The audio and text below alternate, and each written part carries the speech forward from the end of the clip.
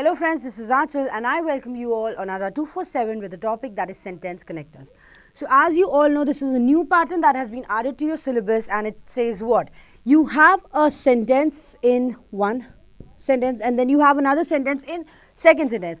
So here what happens is you have to connect these two sentences using certain patterns. Now these can be asked in two patterns. ये जो है आपको दो patterns में पूछा जा सकता है. The first is when you have two sentences, you have to connect both of these. You have different starters to do that. Right आपके पास स्टार्टर्स ऑलरेडी गिवन है कि आपको सेंटेंस अपना जो है वो स्टार्ट किससे करना है ए बी सी से. Now there is a possibility you can use only one, only two और ओनली थ्री, और all the three are incorrect. You can not join the sentence using any of the three sentences. और it can be a possibility कि आपको सिर्फ दो में से ही sentence बना सकते हो, दो को दो से ज्वाइन करके, या फिर आप सिर्फ एक ही से कर सकते हो. सो आपको यही कंडीशन डिफाइन करनी है कि आप यहाँ पर से कितने ऑप्शंस चूज कर सकते हैं. And after that, these are not your options. After that, you get your options like only A, only B and C. So whatever option you find correct, that will be your answer. But there's a difference between none of these and no correction required. None of these and no correction required. There's a difference between these two. None of these means that any of the given options are not correct. That means you have another option. आपके पास जो तीन options given है उनमें से कोई सही नहीं है, आपके पास एक और option है. And no correction required means that you don't need to join these sentences. These are already joined. ठीक है ना. no correction required का मतलब हो गया ये sentences आपको जोड़ने की जरूरत ही नहीं है, ये पहले से ही जुड़े हुए हैं, इसमें और कोई word की requirement नहीं है. This is one single pattern. Then you have what? Again you have one sentence, then you have another sentence. ठीक है, फिर से आपके पास दो sentences हैं. Now you don't get the starters. अब आपके पास starters नहीं है, आपके पास सिर्फ connectors हैं. That you have what? You have 5 options. You have 5 words. Now using any of these 5 words, you have to join 2 sentences. ये आपके पास 5 शब्द दिए जाएंगे और जनरली ये 5 शब्द जो होते हैं या तो वो कंजंक्शन होते हैं या तो वो प्रेपोजिशंस होते हैं. ठीक है, अब इनको यूज करके, इनमें से किसी एक को यूज करके आपको बनाना है सेंटेंस जो इन दोनों को ज्वाइन करेगा. And therefore you shouldn't change the meaning of that sentence. एक चीज ध्यान रखना, कभी भी दो सेंटेंसेस को ज्वाइन करते time in either of the patterns आपका मीनिंग चेंज नहीं होना चाहिए. अगर आपका मीनिंग चेंज हुआ दैट मीन्स कि यहाँ पर आपके सेंटेंस को गलत मान लिया जाएगा. So making the sentence connect along with that you don't have to change the meaning of the sentence as well. दो पैटर्न्स है, दोनों में से कोई भी आ सकता है. यहां पर आपको स्टार्टर्स गिवन रहेंगे. Here you don't have the starters, you have conjunctions और prepositions that needs to join these two sentences. ठीक है, तो ये दो पैटर्न्स आपने देख लिए हैं. इससे रिलेटेड क्वेश्चन हम ऑलरेडी सॉल्व कर चुके हैं एक बार, राइट. तो आज हम एक नया पैटर्न सॉल्व करेंगे वेयर वी हैव 2 सेंटेंसेस और हमारे ऑप्शन में स्टार्टर्स नहीं गिवन है. हमारे ऑप्शंस में क्या दिए हैं? 5 वर्ड्स दिए हैं जिससे आपको इन दोनों को ज्वाइन करना है. चीजें जो होंगी वो रिलेट कराने से पहले एक चीज ध्यान रखना, grammatically it should B correct. Second thing, contextually it should B correct. And third thing, the meaning should not change. Context wise भी करेक्ट होना चाहिए. लाइक कॉज एंड इफेक्ट का रिलेशनशिप है तो कॉज पहले आएगा, इफेक्ट उसके बाद आएगा. इफेक्ट पहले लाके कॉज नहीं बता सकते. जिसके कारण से हुआ वो पहले आता है और उस कारण से क्या हुआ वो बाद में आता है. ठीक है, तो कॉज एंड इफेक्ट कॉन्टेक्चुअली हो गया. दूसरा, ग्रामेटिकली कोई एरर नहीं होनी चाहिए. और तीसरी चीज कि आपको सेंटेंस में फॉर्मेशन वही रखना है, मीनिंग वही रखनी है, वो चेंज नहीं होनी चाहिए. ठीक, तो चलिए आपको ये पता चल गया है क्या करना है आपको सेंटेंस कनेक्टर्स में. Now let's move on to our first question and have a look कि उसमें पूछा क्या गया है. जो देखो, एज आई टोल्ड यू, ये सेकंड पैटर्न का क्वेश्चन है. इसमें कह रहा है we are justified in concluding therefore that among the Greeks and Romans. ठीक है, एक सेंटेंस आपका ये हो गया. दूसरा है the examination of the liver was the basis of divination in the case of the sacrificial animal.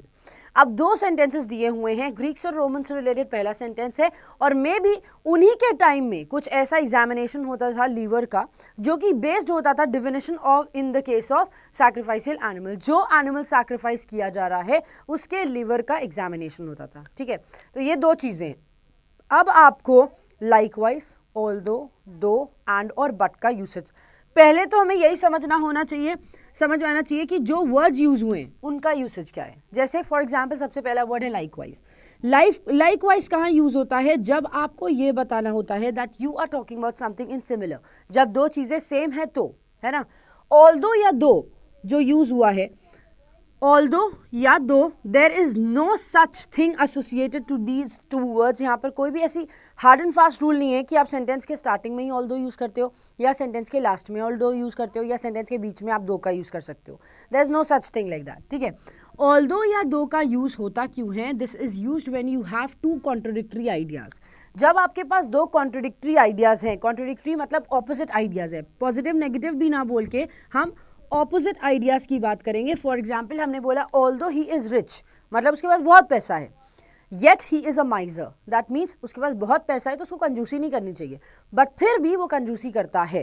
तो उसका मतलब क्या हुआ? You have two opposite opinions. Rich है, रिच के साथ ही इज़ अ माइजर. तो जब दो ऑपोजिट ओपिनियंस होते हैं तब हम ऑल्दो या दो का यूज़ करते हैं. ठीक है, एंड एंड बट ये तो बहुत ही कॉमन यूसेज हैं, इनमें आपको बताने की जरूरत नहीं है. एंड ज्वाइन करता है टू इक्वल चीज़ों को.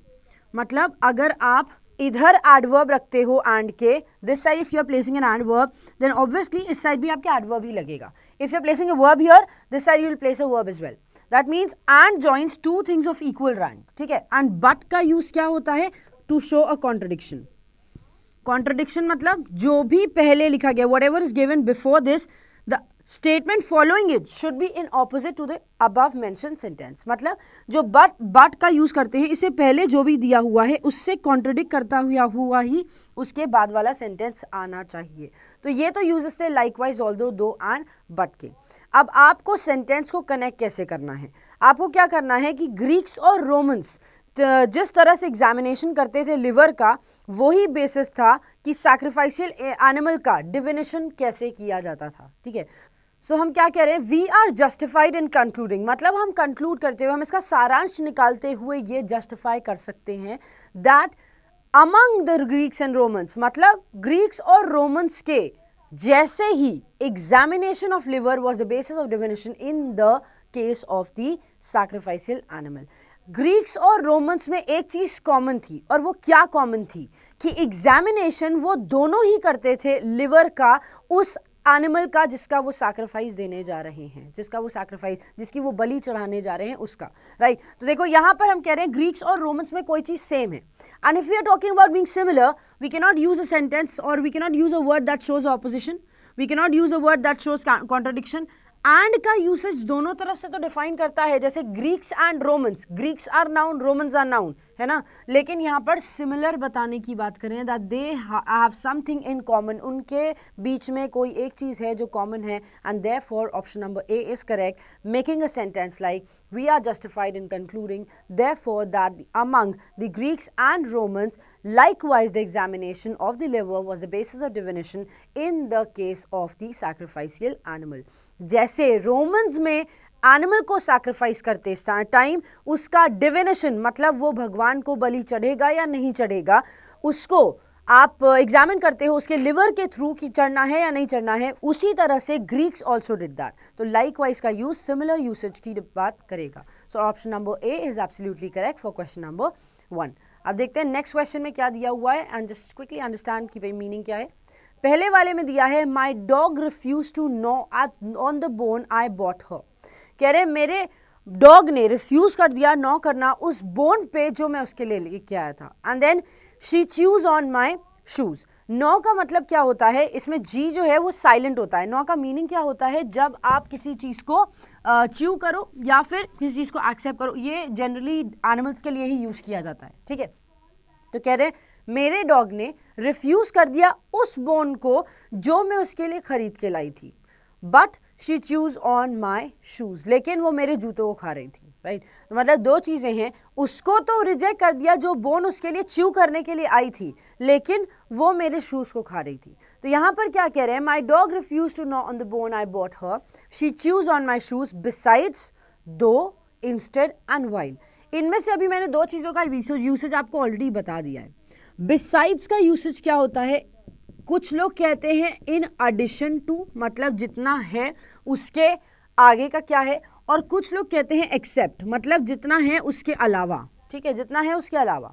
तो बिसाइड्स का यूसेज ये होता है. दो का या ऑल्दो का यूसेज अभी हमने आपको बताया था, दैट डिफाइंस कॉन्ट्रडिक्शन. जब आप कोई दो ऑपोजिट चीजों को रिप्रेजेंट करते हो तो आप दो का यूज करते हो. ठीक है, लेकिन जब हम इंस्टेड का यूज करते हैं, इंस्टेड डिफाइंस व्हाट? इसके instead of this I will go for that, मतलब इसके अलावा मैं इसके लिए जाना पसंद करूंगी। तो when you have a condition, एक कंडीशन आपके पास है, इसके साथ ना जाके you go for the other one, then we use the word instead.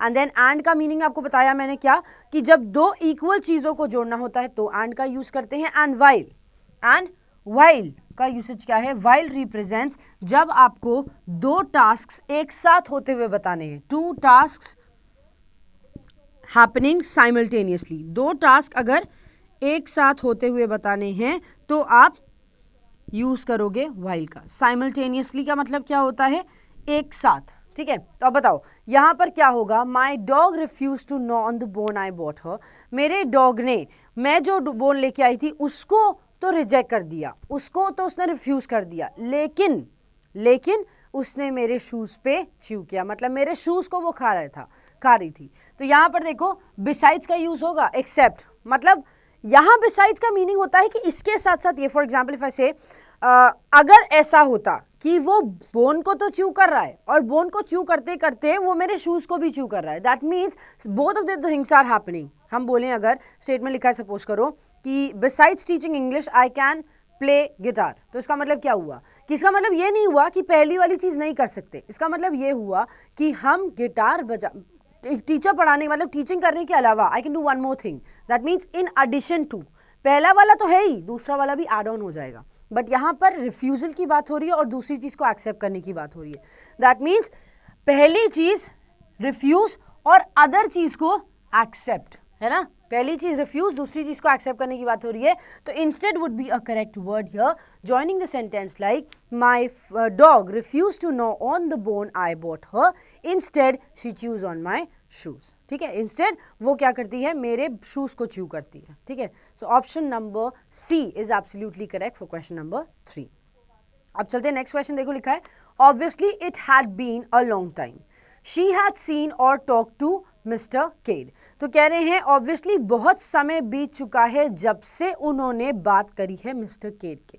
अब देखो यहां पर हम किस चीज की बात करें, टाइम की बात करें, है ना, टाइम की बात कर रहे हैं कि बहुत टाइम बीत चुका है जब उसने बात करी थी, तो पहले बात करी थी और अब तक के टाइम के बीच का डिफरेंस शो करना है। You have to show the difference between a task that happened in the past and the task that is happening at the present. तो देखो यहां पर यूजेस दिए हुए हैं moreover, hence, since, but and and का। But और and का यूसेज आप ऑलरेडी पढ़ चुके हो। मोर ओवर का usage if I define, moreover बोलता है in addition to. In addition to का मतलब क्या होता है, अगर हम बोले he is an extra intelligent student, ठीक है, he is an extra intelligent student, more over he scores well in examination, मतलब क्या हुआ कि वो एक्स्ट्रा इंटेलिजेंट स्टूडेंट तो है, उसके साथ साथ वो एग्जामिनेशन में अच्छा स्कोर भी करता है। मतलब क्या हुआ, उसके साथ साथ की बात हो रही है। एंड इन एडिशन टू, तो मोर ओवर कोई चीज ऐड करने के लिए यूज होता है, ठीक। अगर नेगेटिव है तो नेगेटिव ही ऐड करेगा, पॉजिटिव है तो पॉजिटिव ही ऐड करेगा, ठीक। अब देखो नेक्स्ट वर्ड दिया हुआ है हेंस। हेंस हम यूज करते हैं समराइज करने के लिए, अपने पॉइंट को प्रूव करने के लिए, जैसे देयरफॉर का यूज होता है, जैसे डज का यूज होता है, वैसे ही हेंस का भी यूज होता है, ठीक है। Hence it can be proved, मतलब इसलिए ये चीज प्रूव करी जा सकती है, ठीक है। तो आप समरी बताते हो, सारांश बताते हो, तो आप इसका यूज करते हो। नेक्स्ट दिया हुआ है सिंस। अब देखो सिंस के दो यूजेस हैं। सिंस एक तो रीजन बताता है कोई काम क्यों हुआ, और सिंस एक टाइम डिफाइन करता है, ठीक है। तब से अब तक, that means something that started in the past, कोई चीज ऐसी जो पास्ट में स्टार्ट हुई थी, जो पास्ट में स्टार्ट हुई थी और अभी तक ऐसा हुआ है, तो हम टाइम के सेंस में उसको यूज करते हैं। That something started in the past and still it is continued, और for a time being it was continued, then we use the word since. Otherwise reason के लिए भी सिंस का यूज होता है। फॉर एग्जाम्पल अगर हमें बोलना है I respect him since he is my father, तो मतलब क्या हुआ, मैं उनको रिस्पेक्ट करती हूँ क्योंकि वो मेरे पिता हैं। तो सिंस का यूसेज रीजन के लिए भी हो सकता है, सिंस का यूसेज टाइम के लिए भी हो सकता है। एंड बट और एंड का यूसेज आपको पता है, बट कॉन्ट्रडिक्ट करेगा, ऑपोजिट बात बताएगा, और एंड सपोर्ट करने का काम करता है, दैट मीन्स सिमिलर चीजों को डिफाइन करता है। अगर यहां पर कुछ लगा है तो इससे पहले भी वही चीज लगेगी, ठीक है।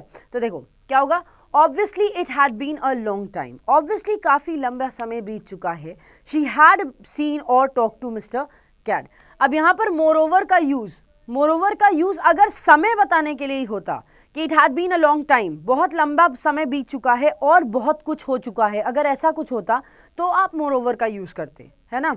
More over a lot of things have changed, ऐसा लिखते तो हो सकता था कि समय भी बीत चुका है और बहुत सारी चीज़ें चेंज भी हो चुकी हैं। लेकिन यहाँ दो अलग अलग चीज़ों की बात हो रही है। बहुत लंबा समय बीत चुका है जब से उसने बात करी है। ऑब्वियसली हम किसी चीज़ की समरी डिफाइन तो कर नहीं रहे हैं, है ना, हम किसी चीज़ की समरी डिफाइन नहीं कर रहे हैं, तो यहाँ पर हेंस का यूसेज बिल्कुल भी सही नहीं होगा। कहना क्या चाह रहे हो कि आप टाइम को रिप्रेजेंट कर रहे हैं तब से अब तक, मतलब बहुत लंबा समय बीत चुका है जब उसने मिस्टर केट से बात करी थी या उनसे मिली थी तब। तो कोई काम जो पास्ट में हुआ था और अभी तक वो नहीं हो पाया वापस से, तो आप सिंस का यूज करोगे and therefore since is automatically correct here used in time sense. ठीक है, टाइम के सेंस में यूज करते हुए हम इसको करेक्ट मानेंगे। सो कैसे बनाओगे sentence? Obviously it had been a long time since she had seen और talk to mister Kate. Obviously बहुत लंबा समय बीत चुका है जब से उन्होंने मिस्टर केट से बात करी या फिर उन्होंने उनसे मिला है। तो सिंस यहाँ पर टाइम के कंडीशन में यूज हो रहा है, समथिंग जो पास्ट में कभी हुआ था लेकिन अभी तक नहीं हो पाया। ठीक, चलिए अब हम बढ़ते हैं नेक्स्ट क्वेश्चन की तरफ। Let's have the fourth question on screen. देखो नेक्स्ट क्वेश्चन क्या लिखा हुआ है। She was loud and obnoxious, I found her fun to be around, on the other hand, likewise, nevertheless, along with या however. क्या लगाओगे यहाँ पर, बताओ। पहले तो उससे पहले तो सबसे पहली चीज जो आपको समझनी होगी दैट इज द वर्ड्स जो यहाँ पर दिए हुए हैं। शी वॉज लाउड, लाउड का मतलब क्या होता है? लाउड का मीनिंग डिफाइन करता है कि आपको सेंटेंस में किसी को ये बताना है कि बहुत आउटस्पोकन है, वो बात करने में बहुत ज़्यादा बिलीव करते हैं, दे स्पीक लाउडली, या फिर वो बहुत ज़्यादा आउटस्पोकन है। आउटस्पोकन का मतलब हो गया किसी चीज़ को दिल में दबा के नहीं बैठना। If something comes to your mind you straight away tell that to the other person. ठीक है, वो उसको बता देते हैं। तो this is what we mean by this. तो इसमें लाउड में तो कोई प्रॉब्लम नहीं है, बट ऑब्नॉक्शियस जो वर्ड दिया हुआ है, ऑब्नॉक्शियस में थोड़ी सी प्रॉब्लम आ गई। और वो क्या कहता है कि कोई चीज़ बहुत ज़्यादा ख़राब है अगर उसको यूज़ करते हैं, अनप्लेजेंट, डिसएग्रीएबल, नास्टी, उसके लिए डिस्टेस्टफुल, ऑफेंसिव जो होता है उसके लिए बोलते हैं। ठीक है, तो लाउड आउटस्पोकन होना खराब नहीं है लेकिन ऑब्नॉक्शियस होना खराब है। फिर I found her fun to be around, लेकिन मुझे पसंद है उसके आसपास रहना। ठीक है, तो अब देखो यहाँ पर दो चीज़ें बताई गई हैं कि एक तो वो लाउड और ऑब्नॉक्शियस है, और दूसरी चीज़ वहीं पर बताई गई है कि लेकिन मुझे उसके साथ रहना पसंद है। सो ऑब्वियसली बात है, आप जब दो ऑपोजिट चीज़ें बता रहे हो तो क्या यूसेज होगा ये भी आपको डिफाइन करना पड़ेगा। ठीक है, तो देखिए पहला वर्ड लिखा हुआ है on the other hand. On the other hand का मतलब होता है दूसरा पहलू। ठीक है, ऑन द अदर हैंड का मीनिंग होता है अदर एस्पेक्ट, मतलब आप दूसरे एस्पेक्ट की बात कर रहे हो। ठीक है, फिर कह रहा है क्या, लाइकवाइज। लाइकवाइज का मीनिंग मैंने अभी थोड़ी देर पहले आपको बताया था, फर्स्ट क्वेश्चन में ही आई सपोज बताया था। लाइकवाइज की मीनिंग क्या डिफाइन करती है? दो चीज़ों के सेम होने को, सिमिलर होने को। Then we have the word along with. Along with defines what? Along with defines what? Along with define करता है इसके साथ साथ। ठीक है, तो साथ साथ का मीनिंग क्या हुआ? 1 + 1, 2 + 2, किसी चीज के साथ साथ काम करना है। ठीक है, however is something that defines the factual thing. ठीक है, हाउएवर डिफाइन करता है फैक्चुअल को। फैक्चुअल मतलब क्या हो गया? जब कोई चीज़ आपको ऐसे डिफाइन करनी है, हाउएवर ये ऐसे होता है, हालांकि ये ऐसे होता है। जब आप हिंदी में हालांकि का यूज़ करते हैं तब आप इंग्लिश में हाउएवर का यूज़ करते हैं। And then you have the word nevertheless. Nevertheless का मतलब हुआ उससे कम भी नहीं, नॉट लेस दैन। ठीक है, नॉट लेस दैन। तो यहां पर हम दो कॉन्ट्राडिक्टरी स्टेटमेंट्स रख रहे हैं। पहली बात कि वो लाउड और ऑब्नॉक्शियस है, that means she is unpleasant, she is loud, but उसके साथ साथ ये भी लिखा है I found her fun to be around. So आपने दो स्टेटमेंट्स तो लिखे लेकिन दो स्टेटमेंट ऑपोजिट हैं। In the first sentence, you are being negative about somebody, and in the second sentence, you are being positive about the same person. आप उसी इंसान के लिए पॉजिटिव हो जाते हो। तो यहाँ पर आपको likewise नहीं लगा सकते। ऑब्वियसली बात है, this talks about being similar, तो सेम तो है नहीं, तो हम इसको हटा देते हैं। ठीक है, उसी के साथ साथ हम however का भी यूज यहाँ पर नहीं करेंगे। फैक्चुअल कोई चीज़ यहाँ नहीं बताई जा रही है, आपने उसके बारे में पहले सेंटेंस में बताया, बट द अदर सेंटेंस क्या कर रहा है? वो चेंज कर रहा है। सो देयरफॉर आप उसका यूज नहीं कर सकते। Similarly on the other hand का मतलब क्या हुआ, यू आर एक्सप्लेनिंग और the other aspect of something, किसी चीज के दूसरे पहलू की बात कर रहे हो, तो यहाँ पर हम दूसरे पहलू डिफाइन नहीं कर रहे हैं, आपने पहले ही बता दिया कि उसके कैरेक्टरिस्टिक क्या है, she is loud and obnoxious, तो यहाँ पर आप उसका यूज नहीं कर सकते हैं, तो अदर हैंड का भी यूसेज क्या हो जाएगा, एलिमिनेट हो जाएगा। Then we talk about along with defines what, इसके साथ साथ वो है, अगर हम उसी के कैरेक्टरिस्टिक को डिफाइन करते, doing this along with watching TV, I was doing this or I was working on my project along with watching TV, that means आप दो काम एक साथ कर रहे थे, यहाँ पर हम दो सेम चीज़ों को डिफाइन नहीं कर रहे हैं, हम दो सेम वर्ब्स को डिफाइन नहीं कर रहे हैं, तो यहाँ पर ऑब्वियसली बात है along with का यूसेज भी गलत हो जाएगा। नेवरदलेस का यूसेज क्या होगा, हम कह रहे हैं भले वो लाउड और ऑब्नॉक्शियस है, nevertheless I found her fun to be around, मतलब भले वो कैसी भी हो, वो लाउड है, वो ऑब्नॉक्शियस है, she is unpleasant to hear, she is very loud in nature, outspoken in nature, दुनिया के लिए ऐसी होगी, नेवरदलेस मतलब मेरे लिए I found her fun to be around, मेरे लिए वो अच्छी है और मुझे पसंद है, मुझे उसके आसपास होना या फिर मुझे उसके साथ टाइम स्पेंड करना पसंद है, so nevertheless is absolutely correct. Maybe she is not less than whatever is written in the first sentence, but I feel this. This is what we have to do with nevertheless. ठीक है, तो यहाँ पर आपका option number क्या सही होगा, option number D सही हो जाता है, जहाँ पर हम बात करते हैं nevertheless की। ठीक, फिफ्थ में देखो, I was only doing as the Canadians do. I was in their country and besides I honor England's good queen. कह रहे हैं कि मैं वही कर रहा था जो जैसे कैनेडियंस करते हैं, और फिर कह रहे हैं I was in their country, मैं उनकी कंट्री में था, और बिसाइड्स मतलब इसके अलावा I honour England's good queen, मैं इंग्लैंड के गुड क्वीन को भी ऑनर करता हूँ। तो England and Canada, we are talking about two places here, right, हम दो चीज़ों की बात कर रहे हैं यहाँ पे। Person was there in Canada, ठीक है, जैसे कैनेडियंस करते हैं वैसे ही मैं कर रहा था। ऑप्शंस जो आपके पास लिखे हुए हैं वो क्या क्या ऑप्शंस है, पहले तो ये समझो क्या क्या ऑप्शंस है, mean while, still, till, while और अनलेस। अब यहाँ पर जो सारे वर्ड्स हैं हम इनकी मीनिंग आपको पहले एक बार बता देते हैं। व्हेन आई से मीन वाइल, जब हम कहते हैं मीन वाइल, तो मीन वाइल की मीनिंग क्या होती है, इसके साथ साथ, या फिर बोले जब ये हो रहा था तब हम ये कर रहे थे, ठीक है। Mean while, for example, my brother was watching television mean while I completed his project, मतलब क्या हुआ, मेरा भाई टीवी देख रहा था और उसी दौरान I was doing something else, उसी दौरान क्या हुआ, मैं उसका प्रोजेक्ट कंप्लीट कर रही थी। So doing something at the same time is what we mean by meanwhile, doing at the same time, maybe the subject can differ, subject जो है वो आपका डिफर कर सकता है। फिर सेकंड में लिखा हुआ है क्या, स्टिल, स्टिल का यूसेज क्या होता है, स्टिल का यूसेज क्या होता है, she is still unconscious, she is still building, she is still working, that means कोई चीज इन कंटिन्यूएशन है, अभी भी काम चल रहा है, वो अभी भी काम कर रही है, वो अभी भी पढ़ रही है, वो अभी भी देख रही है, तो this is what we mean by still. Next we have till, till किसी भी काम के अंत को बताता है, till defines the end point of something, end of something. Submit this project till Monday, submit this project till 7th hour of the day, मतलब क्या हुआ कि 7वें घंटे तक खत्म कर देना, मंडे तक दे देना, दैट मीन्स आप किसी चीज के अंत की बात करते हो तो टिल का यूज होता है। वाइल का यूज मैंने अभी आपको बता दिया, when two task occur at the same time, जब दो टास्क एक साथ होते हैं तो हम इसका यूज करते हैं वाइल का।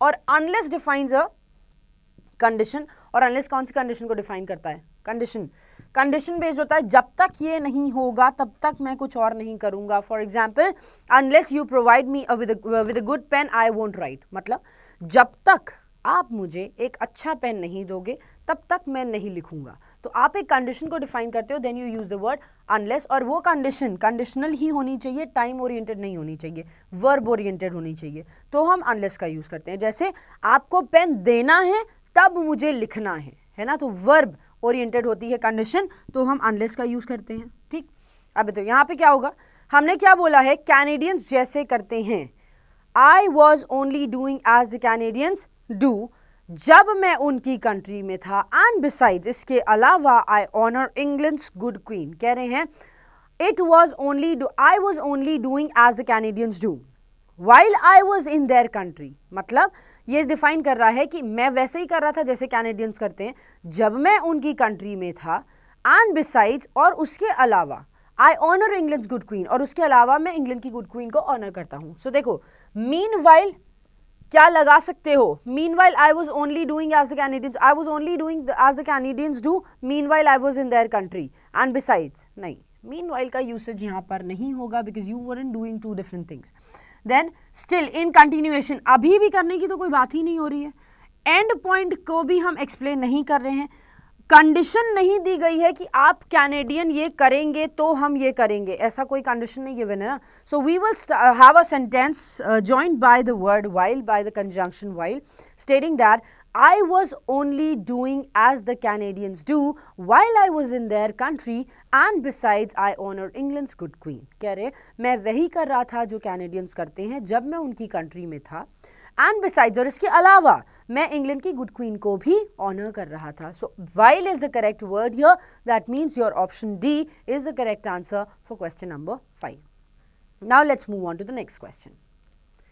The woodman stirred the fire, the flames leaped high and the sparks flew out of the roof hole. अब यहां पर देखो क्या हो रहा है. वुडमैन ने फायर को थोड़ा सा हिलाया, मे बी लाइक एक तरफ से आपने बॉनफायर अगर जलाया तो एक साइड की लकड़ी अगर जल गई, so the other part is not burn yet, right. तो उस पार्ट को क्या कर रहा है, वो आगे की तरफ शिफ्ट करता है. तो उसने फायर को थोड़ा सा हिलाया. फिर उसके बाद the flames leaped high, flames उसी समय बहुत तेज हो गई, बहुत आगे तक ऊपर तक चली गई. And the sparks flew out of the roof hole, मतलब जिसके छोटे छोटे टुकड़े थे या छोटे छोटे स्पार्क्स थे वो रूफ के होल से बाहर चले गए. ठीक है.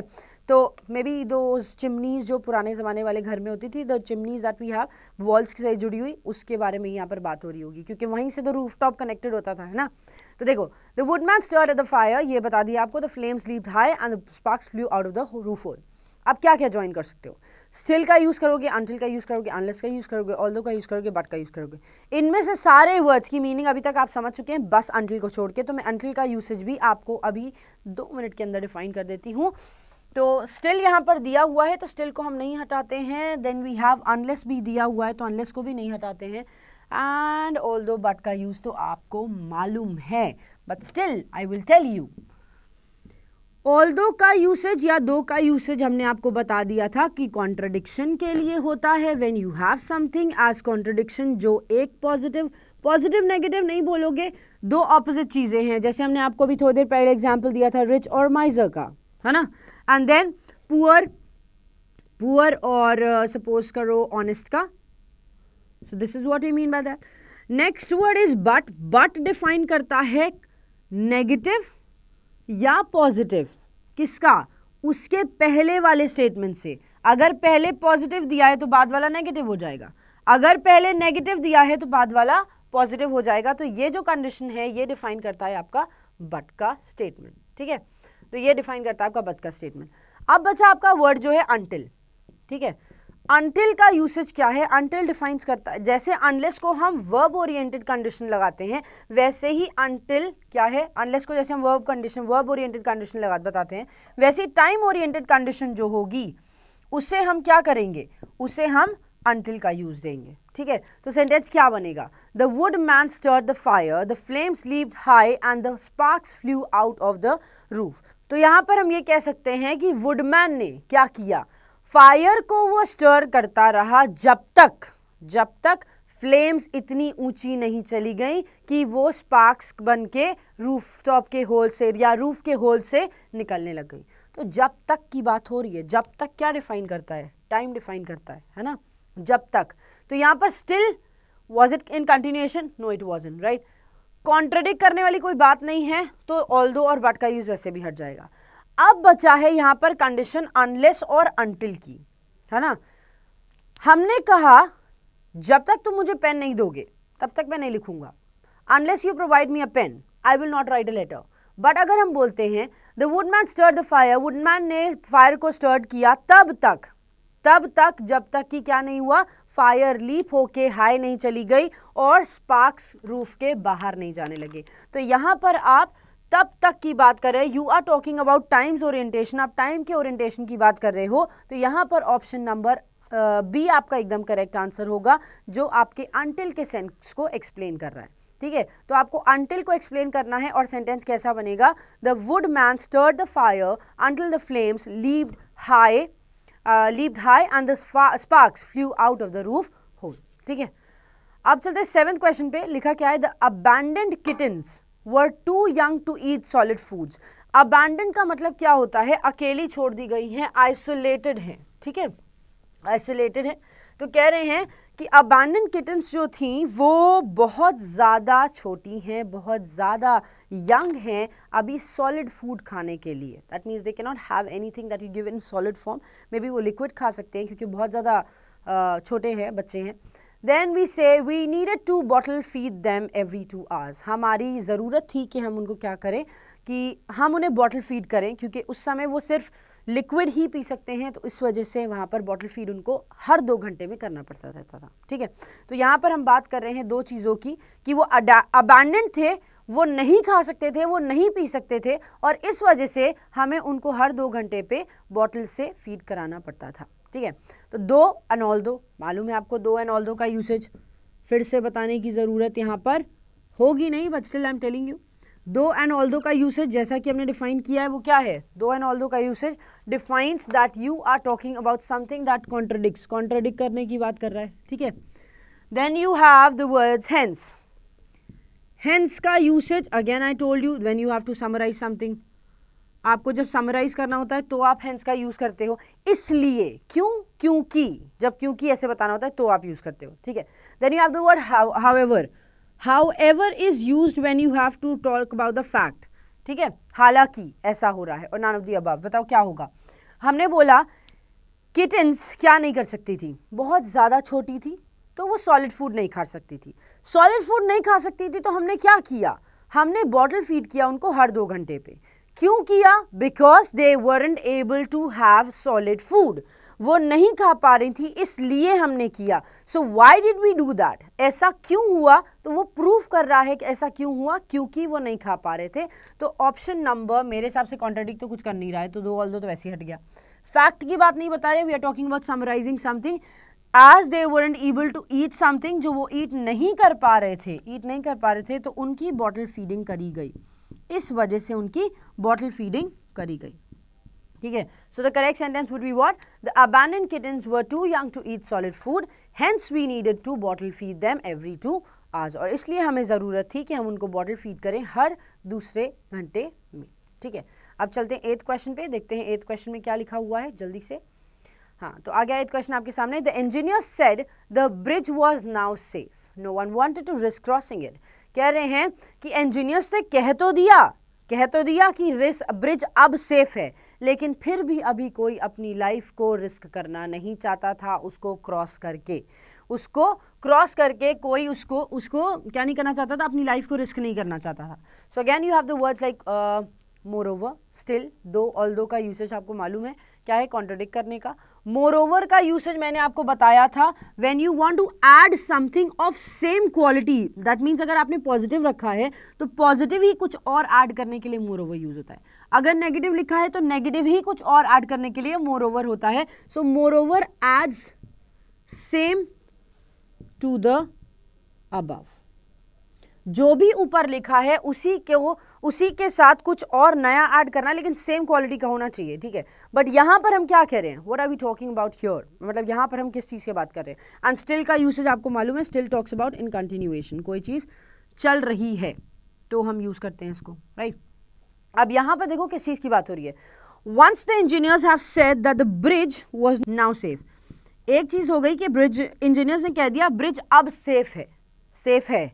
ठीक है, इंजीनियर्स ने पॉजिटिव पॉइंट बता दिया, लेकिन फिर भी कोई भी पर्सन उसमें अपनी लाइफ को रिस्क नहीं करना चाहता था. That means they didn't have any believe on it, right, क्योंकि उसका अब जो लोग थे वहां पर, वो लोग उस ब्रिज के ऊपर बिलीव खो चुके थे. इस वजह से ऑप्शन नंबर कौन सा यूज होगा जो हमें इसके बारे में बताएं, तो कॉन्ट्रडिक्शन होगा. Although the engineer said the bridge was not safe, now safe, ये ऐसे हो सकता है. ऑल्दो नहीं, हमें सेंटेंस को कनेक्ट करना है, दो के बीच में कुछ लगाना है, दोनों के बीच में कुछ लगाना है. तो अगर हम ऐसे लिखते हैं, engineer said the bridge was now safe although no one wanted to risk crossing it, नहीं, ऑल्दो अगर पहले लगता तो ये सेंटेंस बन सकता था कि भले ही ब्रिज को सेफ बता दिया गया है, फिर भी कोई भी अपनी लाइफ को रिस्क नहीं करना चाहता है उसको क्रॉस करके, ठीक है।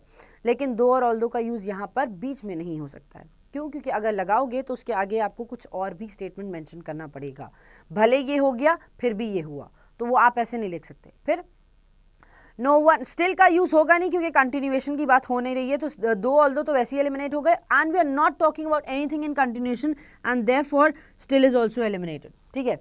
मोर ओवर का यूज हमने आपको बताया था that we are having one thing in positive and the other as negative, तो यहाँ पर मोर ओवर तो लग ही नहीं सकता, बिकॉज अगर पॉजिटिव में पॉजिटिव ऐड करते तो हम मोर ओवर की बात कर सकते थे, हम तो पॉजिटिव में नेगेटिव ऐड कर रहे हैं। तो अब हमारे पास बचा क्या? We are left with only however.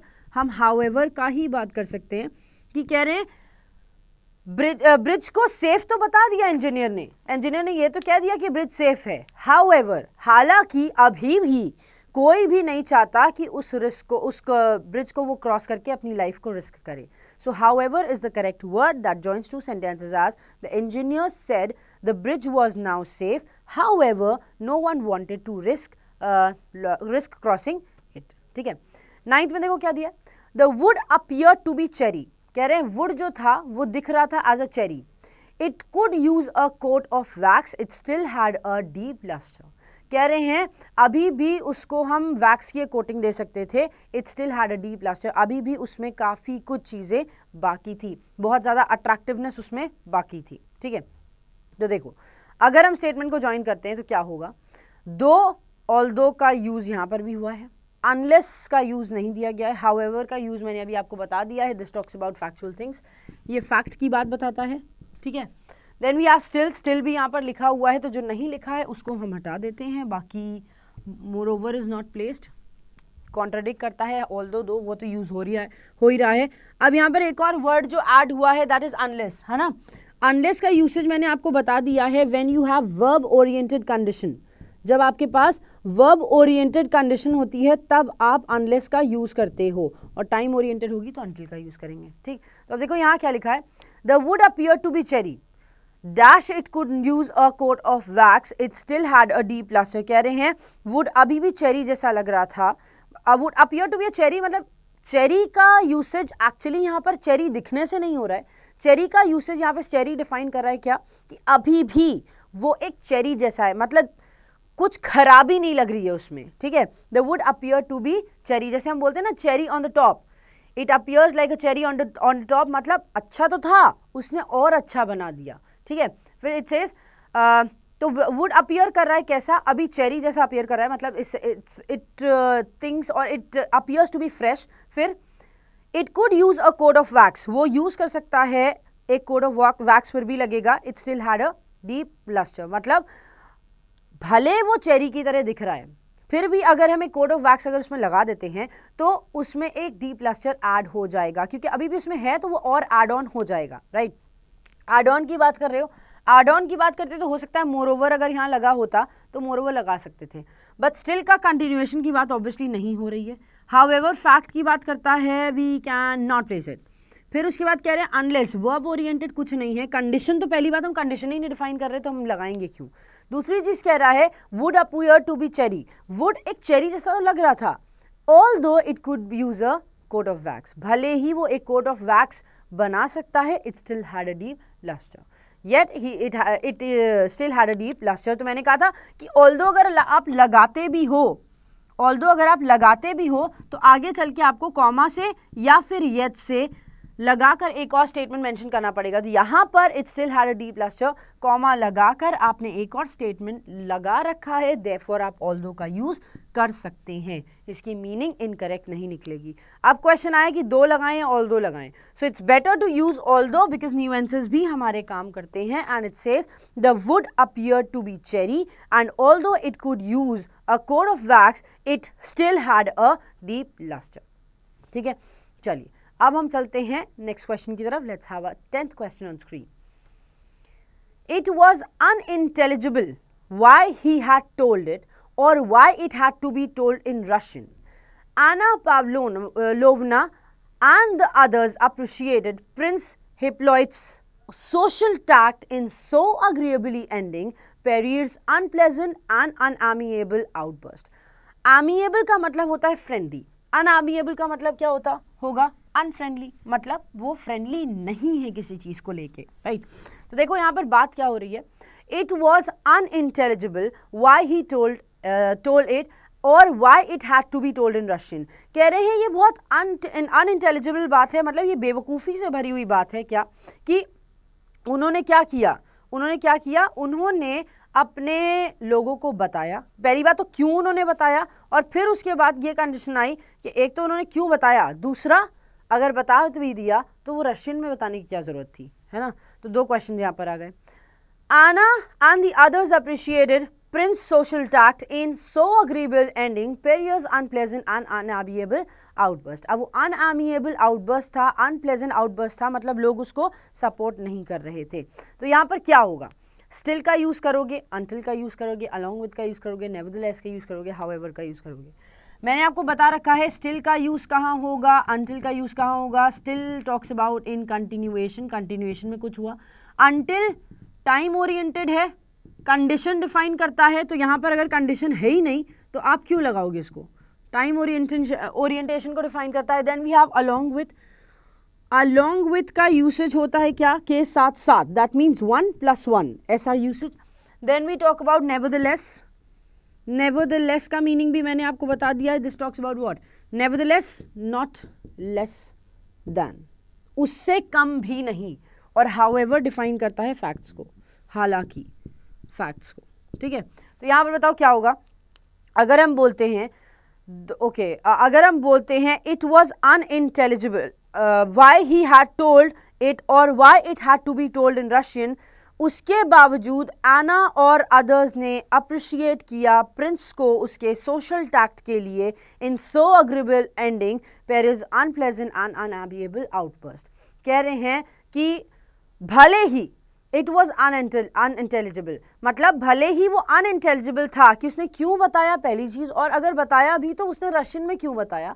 उसके बावजूद एक तो स्टिल इन कंटिन्यूएशन की बात करता है, दूसरा स्टिल का यूज़ क्या होता है, इसके बावजूद. आप इसको भी यूज़ कर सकते हो, जैसे हम इन स्पाइट ऑफ को यूज़ करते हैं, जैसे हम डिस्पाइट को यूज़ करते हैं, वैसे ही स्टिल का यूज़ होता है. I was coming to you to receive, still you went with him. मतलब क्या हुआ, हम तुम्हें रिसीव करने आ रहे थे, उसके बावजूद तुम उसके साथ चली गई या तुम उसके साथ चले गए. तो स्टिल का यूज़ इन स्पाइट ऑफ और डिस्पाइट के सेंस में भी किया जाता है. और यहाँ पर यही कहा गया है कि अनइंटेलिजिबल तो था, ये बेवकूफ़ी तो थी बताना, और रशियन में बताना ये और बड़ी बेवकूफ़ी थी. फिर भी एना और अदर्स ने प्रिंस के सोशल टैक्ट को अप्रिशिएट किया और इतने अग्रीएबल एंडिंग के साथ किया कि पेरियर्स इस समय अनप्लेजेंट और अनएमिएबल आउटबर्स्ट नजर आया, मतलब अनफ्रेंडलीनेस उनके अंदर से नजर आई. So option number A is absolutely correct. लेकिन कंटिन्यूएशन की बात ना करते हुए ये के बावजूद, that means in spite of और डिस्पाइट का यूज जैसे होता है उसको डिफाइन कर रहा है. ठीक है, अब चलते हैं हम नेक्स्ट क्वेश्चन पे. यहाँ आपको पता चल गया ऑप्शन नंबर ए आपका एकदम करेक्ट आंसर है. ठीक है, अब देखते हैं 11th question on screen. The staff officer standing in front pointed out something to the general. कह रहे हैं स्टाफ ऑफिसर जो सामने खड़े हुए थे उन्होंने जनरल को कुछ पॉइंट आउट किया. ठीक है, फिर he looked through his field glass, उन्होंने देखा अपने फील्ड ग्लास से. ठीक, तो मतलब क्या हुआ, उन्होंने पॉइंट आउट किया और उन्होंने उसी समय पे देखा. तो two task were occurring at the same time, two task were occurring at the same time. अब यहाँ से तो कोई वर्ड आई सपोज दिया नहीं है, कोई भी वर्ड नहीं है ना. तो दो टास्क एक साथ हो रहे थे. अभी इनमें से ऑप्शंस आपको डाउट नहीं होना चाहिए क्योंकि इनसे इनकी सारी मीनिंग आप ऑलरेडी पढ़ चुके हो, राइट. व्हाइल का यूज क्या कहता है, मीन व्हाइल का यूज क्या कहता है, और फिर आपके पास बट मोरोवर और दो का यूज क्या कहता है. ठीक है, पहली चीज व्हाइल और मीन व्हाइल के बीच में डिफरेंस क्या है. मीन व्हाइल में व्हाइल आता है, व्हाइल का यूसेज डिफाइन करता है while I was having a packet of chips my brother was disturbing me. जब मैं अपना पैकेट ऑफ चिप्स खा रही थी, जब मैं चिप्स खा रही थी तो मेरा भाई मुझे डिस्टर्ब कर रहा था. Right. That means when two task एक साथ हो रहे हैं, टुगेदर, एक साथ हो रहे हैं. मीनवाइल का मतलब क्या होता है, जब ये कोई काम कर रहा है तब उसके बाद ही से या उसी के कुछ समय में, एक साथ नहीं होगा, एक साथ नहीं होगा, एक स्टार्ट होने के बाद दूसरा स्टार्ट हो जाए, या एक स्टार्ट हो चुका है फिर खत्म होने के बाद दूसरा स्टार्ट हो जाए, तो आप मीनवाइल का यूज कर सकते हो. But while talks about being simultaneously, एक साथ दो काम हो रहे हैं तो आप किसका यूज करते हो, वाइल का. Meanwhile defines one has started, the other started in the in between. एक स्टार्ट हो चुका था, दूसरा यहाँ कभी बीच से स्टार्ट हुआ, तो आप मीनवाइल का यूज कर सकते हो. तो यहाँ पे वही तो कह रहे हैं कि पहले स्टाफ ऑफिसर ने क्या किया, पॉइंट आउट किया, और जब वो पॉइंट आउट कर रहा था तो वो स्टाफ ऑफिसर क्या कर रहा था, अपने ग्लासेस के, फील्ड ग्लासेस के थ्रू उसको देख रहा था. तो जब वो देख रहा था उसी समय पे वो पॉइंट आउट कर रहा था, लेकिन पॉइंट आउट पहले किया गया और स्टाफ ऑफिसर का देखना उसके बाद स्टार्ट हुआ, राइट. तो उसका मतलब क्या हुआ कि मोर ओवर एडिशन तो हो नहीं रहा, कॉन्ट्रडिक्शन तो बिल्कुल भी नहीं है, बट भी कॉन्ट्रडिक्शन में यूज होता है, ये नहीं होगा. दो काम एक साथ नहीं हो रहे थे, बट उसने पहले पॉइंट आउट किया and then the staff officer started looking at it. So meanwhile का करेक्ट यूसेज इस सेंटेंस में होगा which says meanwhile the staff officer standing in front pointed out something to the general, he looked through his field glasses. कह रहे हैं जब staff officer ने क्या किया, पॉइंट आउट किया, उसी के दौरान दैट मीन्स ड्यूरिंग समथिंग, है ना. मीनवाइल का यूज क्या होता है, ड्यूरिंग के सेंस में. उसी के दौरान उन्होंने अपने फील्ड ग्लास से क्या देखा, उस चीज को देखा जिसको वो पॉइंट आउट कर रहे थे, ठीक है. Meanwhile he looked through his field glass. Now the next question says, the prince answered nothing. She looked at him significantly, awaiting a reply. कह रहे हैं कि प्रिंस ने कुछ आंसर नहीं किया, लेकिन फिर भी वो उनकी तरफ देखती रही कि वो कुछ आंसर करेंगे, ठीक है. तो कुछ आंसर करेंगे, उन्होंने किया नहीं, बट फिर भी वो देख रही थी, है ना. तो देखो ऑप्शंस क्या क्या दिए हुए हैं, पहले तो हम ये समझते हैं, then we will be able to understand what actually it does it mean. तो यहाँ देखो क्या लिखा है, the prince answer nothing. Prince ने कुछ आंसर नहीं किया, लेकिन फिर भी वो एक टक उनको देखती रही, सिग्निफिकेंटली, बहुत आशा भरी नजरों से, अवेटिंग रिप्लाई. फिर भी वो एक रिप्लाई का वेट कर रही थी. Then we have the word still, until, unless, but या वाइल. चलो देखो, स्टिल होगा, अंटिल होगा, ओके, अंटिल का यूज हम नीचे डिफाइन करते हैं. अंटिल होगा, या अनलेस होगा, या बट होगा, या फिर वाइल होगा. देखो वाइल तो होगा नहीं, क्यों, क्योंकि वाइल का यूसेज क्या होता है, कोई काम होता रहे, समथिंग इज इन कंटिन्यूएशन, और उसी के साथ साथ दूसरा चल रहा है. तो यहाँ साथ साथ चलने की तो बात है नहीं. कह रहे वो आंसर नहीं करे थे, कर रहे थे नहीं, करे थे, उन्होंने आंसर नहीं किया था, तो वाइल का यूसेज ही नहीं है. बट कॉन्ट्रडिक्ट करता है, अनलेस कंडीशन को लेके आता है, अंटिल भी कंडीशन को लेके आता है. तो कंडीशन तो यहाँ पर है नहीं, हम दो चीज़ों को बता रहे हैं कि एक तो उन्होंने आंसर नहीं किया और दूसरा वो उनको देखती रही, राइट. सो यहाँ पर conditions are not given. Then we talk about still. Still दो चीज़ों के लिए यूज होता है, मैंने आपको बताया, एक तो अपनी कंटिन्यूएशन डिफाइन करने के लिए यूज होगा, और दूसरा किस लिए स्टिल यूज होता है, एक कंटिन्यूएशन डिफाइन करने के लिए यूज होता है, और दूसरा डिस्पाइट के केस में भी आप इसको यूज कर सकते हो, जैसे इंस्पाइट का यूज होता है, इंस्पाइट ऑफ या डिस्पाइट का, वैसे ही हम स्टिल का यूज करते हैं. अब कह रहे हैं उन्होंने आंसर नहीं किया, लेकिन का यूज हो रहा है. दो चीजें हैं, दो ऑपोजिट चीजें हैं, कॉन्ट्राडिक्ट करती हुई चीजें हैं. क्या कि अगर उन्होंने आंसर नहीं किया, he did not answer, negative, फिर भी वो कुछ करती रही, फिर भी वो देखती रही, है ना, फिर भी वो देखती रही. That means the Prince answered nothing but she looked at him significantly awaiting a reply. फिर भी वो उनकी तरफ देखती रही, एक रिप्लाई एक्सपेक्ट करते हुए. तो यहाँ पर बट का यूज बिल्कुल सही यूसेज होगा. Why? Because we have something that defines opposition to something. जो पहले लिखा है उसका ऑपोजिट दूसरे सेंटेंस में दिखाई दे रहा है, इस वजह से कॉन्ट्राडिक्ट करता हुआ स्टेटमेंट सेकंड सेंटेंस में दिखाई दे रहा है. इस वजह से हम आंसर सिलेक्ट करेंगे अपना option number B, D, that says the prince answered nothing but she looked at him significantly awaiting a reply. ठीक है, अब चलते हैं 13 क्वेश्चन की तरफ, देखते हैं उसमें क्या दिया हुआ है. 13 क्वेश्चन में लिखा है we were awaiting for the food to arrive. हम खाना आने का वेट कर रहे थे. We were happy to sit and chat in the relaxing surroundings. मतलब हम वहाँ पर थे, हम उसी जगह पर थे, और जब हमारा खाना, हम वेट कर रहे थे खाने का, लेकिन उसके साथ साथ हम और क्या कर रहे थे, हम उस रिलैक्सिंग सराउंडिंग्स में बैठकर चिट चैट करना भी पसंद कर रहे थे. दैट मीन्स आप दो काम कर रहे थे और दोनों का यूज, दोनों का ही काम क्या हो रहा था, एक साथ हो रहा था ना, दोनों का ही काम एक साथ हो रहा था। आप फूड का वेट भी कर रहे थे और वेट करते करते आप खुश भी थे बैठकर चिट-चैट करने में, ठीक है। ऑफन का मतलब क्या होता है, often means many a time, that means कई बार, अक्सर is what we mean by often.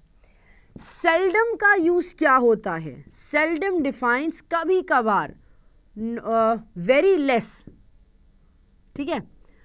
दूसरी चीज ऑफन और सेल्डम क्या होते हैं, these are adverbs, adverbs join करने का काम करेंगे।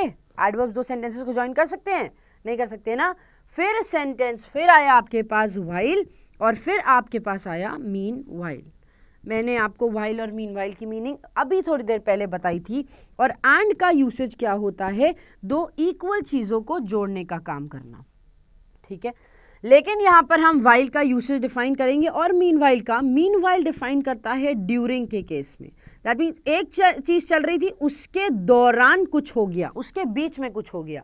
लेकिन यहां पर हम क्या कह रहे हैं, हम दोनों काम एक साथ कर रहे थे, दैट मीन्स हम दो काम एक साथ कर रहे थे, साइमल्टेनियसली कर रहे थे। That means what, we were waiting for the food to arrive, हम खाने का वेट कर रहे थे आने का, एंड उसके साथ साथ हम और क्या कर रहे थे, साइमल्टेनियसली उसी के साथ साथ एक और काम चल रहा था कि हम बहुत खुश थे बैठकर चिट-चैट करने में, उस रिलैक्सिंग सराउंडिंग में। तो ऑफन और सेल्डम से तो होगा नहीं ज्वाइन, ठीक है। मीन वाइल और वाइल में दो कंफ्यूजन होती हैं, वो मैंने आपको बता दी है। इक्वल रैंक का कोई सेंटेंस है नहीं, दो काम एक साथ होने का बात हो रहा है, साइमल्टेनियसली दो एक साथ हो रहे हैं तो वाइल से ज्वाइन कर दो। ड्यूरिंग की बात होती है, मतलब एक स्टार्ट हो चुका है, उसके बीच से अगर कुछ निकल के आया तो आप सेंटेंस को यूज कर सकते थे। तो हम कह रहे हैं जब हम खाने का वेट कर रहे थे, we were happy, we were waiting for the food to arrive while we were happy to sit and chat in the relaxing surroundings. While we were waiting for the food to arrive, we were happy to sit and chat in the relaxing surroundings. Got it? तो यहाँ पर आपका correct answer क्या हुआ, that's option number C. Next question में लिखा है, I require of a visitor that he be not actually starving, he may have the very best appetite in the world. तो यहाँ पर किसी ही की बात कर रहे हैं, the pronoun is still not known कि किसके बारे में बात हो रही है, the subject is still not known कि किस सब्जेक्ट के बारे में बात कर रहे हो, लेकिन दो सेंटेंसेस को ज्वाइन करना है, ठीक है। I require of a visitor, मुझे चाहिए एक visitor that he be not actually starving, जो स्टार्व तो नहीं कर रहा हो, दैट मीन्स वो भूखा तो ना मर रहा हो, he may have the very best appetite in the world, लेकिन उसका एपेटाइट वर्ल्ड में बहुत अच्छा होना चाहिए। That means if I give something to eat, अगर मैं उसको कुछ देता हूँ खाने को तो वो खाकर पचा ले उसको, उसका एपेटाइट अच्छा होना चाहिए, ठीक है। तो देखो आज की जो यूसेज बताए हैं, आज सबसे पहला वर्ड है, आज एक तो रीजन डिफाइन करता है, I could not go to the college as what, as it was raining, मतलब बारिश हो रही थी इसलिए मैं कॉलेज नहीं जा पाया, तो एक तो रीजन हो गया। एज दूसरी चीज सिमिलर डिफाइन करने के लिए यूज होता है, she is as sweet as her sister, मतलब वो उतनी ही स्वीट है जितनी उसकी sister. Then we have the word but, but का मीनिंग आपको बता दिया है मैंने, जब हम वर्ड यूज करते हैं लेकिन, हिंदी में लेकिन यूज करते हैं, जब हम कॉन्ट्रडिक्ट करने की बात करते हैं तब हम बट का यूज करते हैं, ठीक है। Then we have the word although या दो, जो कि मैंने आपको बता दिया है, ऑल्दो या दो, दोनों आपको कॉन्ट्रडिक्ट भी नहीं बोलेंगे, यहाँ पर ऑपोजिट चीज़ों की बात करता है, ऑपोजिशन लेके आता है, ठीक है। जैसे अभी हमने आपको बताया था, ऑनेस्ट है पुअर भी है, लेकिन रिच है माइजर भी है, ठीक है। एंड मीनवाइल का यूसेज भी मैंने अभी आपको थोड़ी देर पहले बताया था, that if something is happening in between, if something happens, कोई चीज़ चल रही है और उसके बीच में से अगर कोई चीज़ स्टार्ट हो गई तो उसको हम क्या बोलेंगे, मीनवाइल का यूसेज देंगे, ठीक है। तो यहाँ पर लेकिन हम यूसेज को डिफाइन कर रहे हैं, हम यहाँ पर कोई दो चीज़ों को कंटिन्यू करने की बात कर रहे हैं, नहीं कर रहे। क्यों? क्योंकि हमने एक रिक्वायरमेंट बताई है और दूसरा कह रहे हैं उसका एपेटाइट, उसके बारे में बता रहे हैं कि वो क्या होना चाहिए। So we are not talking about two things happening at the same time और happening simultaneously, so obviously meanwhile will not be used. Talking about although और though can be used, but का यूज कॉन्ट्रडिक्शन डिफाइन करता है, contradiction की बात तो यहाँ पर नहीं आ रही है, ठीक है। कॉन्ट्रडिक्शन की बात यहाँ पर नहीं आ रही है, ना हम किसी चीज़ का रीज़न दे रहे हैं एंड हम ना किसी चीज़ को सिमिलर बता रहे हैं, ना हम किसी चीज़ को सेम बता रहे हैं और ना ही हम उसका रीज़न दे रहे हैं, ठीक है। अब देखो बचा क्या यहाँ पर, दो और ऑल्दो। स्टेटमेंट कैसे कनेक्ट होगा, I require of a visitor that be not actually starving. कह रहे हैं मुझे विजिटर, एक ऐसे विजिटर की ज़रूरत है जो भूखा ना मर रहा हो, फिर भी he may have the very best appetite in the world. लेकिन फिर भी उसका एपेटाइट सबसे अच्छा होना चाहिए इस वर्ल्ड में. सो ऑल्दो का यूसेज जनरली सब सेंटेंस के फर्स्ट सेंटेंस में यूज़ होता है, मतलब पहले सेंटेंस में यूज़ होता है. दो और ऑल्दो दोनों ही सेम चीज़ डिफाइन करते हैं. आई रिक्वायर ऑफ अ विजिटर, मुझे एक विजिटर चाहिए जो एक्चुअली स्टार्व ना कर रहा हो, भूखा ना मर रहा हो, लेकिन उसका एपेटाइट बेस्ट हो वर्ल्ड में. जब हम ऑल्दो का यूज़ करते हैं तो उसके आगे वाले सेंटेंस में हमें एक कॉमा से या फिर येट का यूज़ करके एक और सेंटेंस लिखना पड़ता है.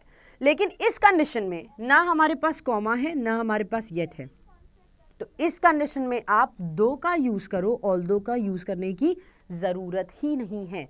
And therefore option number D makes your correct sentence, जिसका मतलब हुआ I require of a visitor that he be not actually starving though he may have the very best appetite in the world.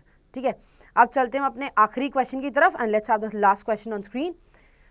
Here it is. The police said that Ravi Gowda was an accused in 2 cases of theft. 2 चोरी के cases में रवि का नाम involve था, रवि को accused किया जा रहा था. The robbery registered in Kavur police station limits. कह रहे हैं वो रॉबरी जो कवूर पुलिस स्टेशन में के अंदर आती है, उसके लिमिट्स के अंदर आती है. ठीक है, तो देखो एंड के जगह पे क्या यूज़ करोगे, एंड यूज़ करोगे, ऑल्दो यूज़ करोगे, बट यूज़ करोगे, दो यूज़ करोगे, none of the above. As I told you, though और ऑल्दो ऑपोजिशन बताते हैं. तो क्या हम यहाँ पर ऑपोजिशन की बात कर रहे हैं? ऑपोजिशन की बात कर रहे हैं? नहीं, हम ऑपोजिशन की बात ही क्या कर रहे हैं. हम तो कह रहे हैं रवि 2 केसेस में इन्वॉल्व है और वो रॉबरीज किसके अंडर आती है, कवूर पुलिस स्टेशन के लिमिट्स में आती है.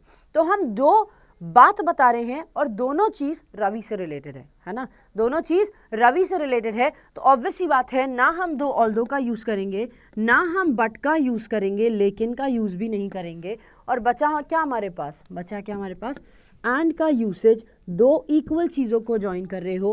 पहली बात की रवि थेफ्ट में इन्वॉल्व है, और दूसरी चीज़ रवि थेफ्ट में इन्वॉल्व है, और दूसरी चीज़ ये रॉबरी कहाँ पर रजिस्टर्ड है, कवूर पुलिस स्टेशन लिमिट्स में.